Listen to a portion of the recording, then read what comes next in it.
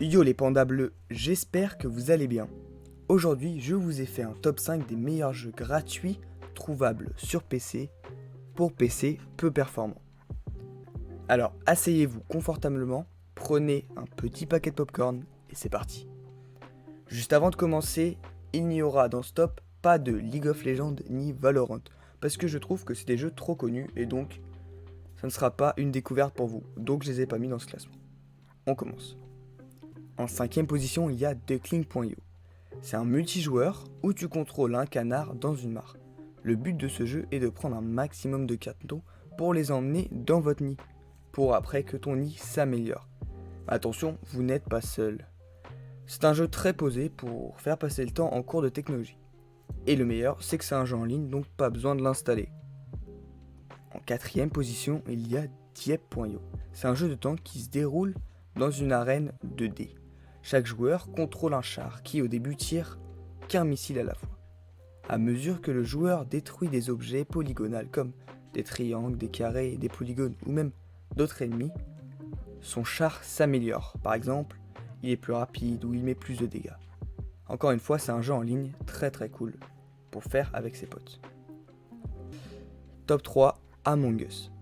Alors attendez, je vous vois déjà écrire votre commentaire disant que Among Us est un jeu payant.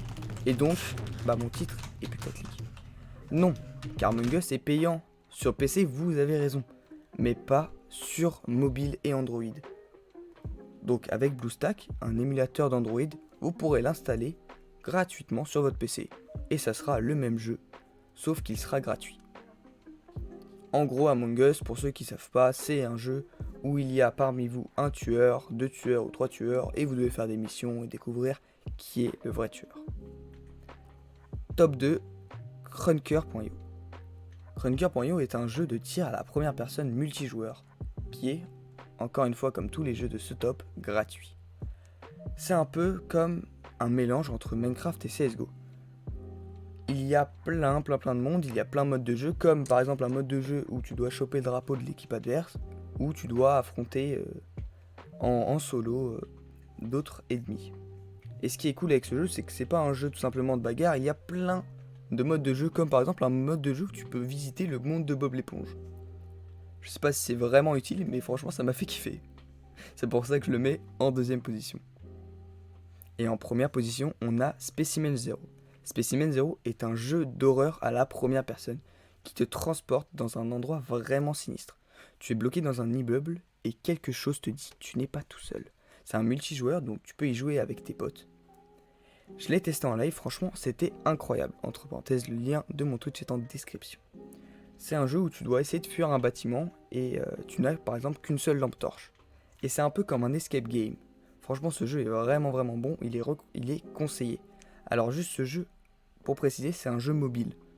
Donc il n'est pas trouvable sur PC, mais du coup comme avec BlueStack qui est un émulateur de mobile, vous pourrez l'installer sur PC et donc il marchera totalement sur tous les PC, même si c'est un PC mobile ou portable de merde.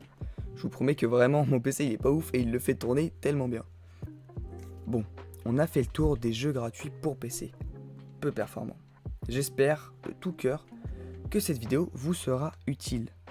N'hésitez pas à écrire dans les commentaires quel jeu vous avez le plus kiffé ou quel jeu je vous ai fait découvrir. N'hésitez pas à regarder les autres vidéos. Voilà. Les vidéos en duo sortent le jeudi à 17h30 et les vidéos en solo sortent parfois le mardi à 17h30. Donc je vais vous laisser. Bonne soirée à vous. Ciao.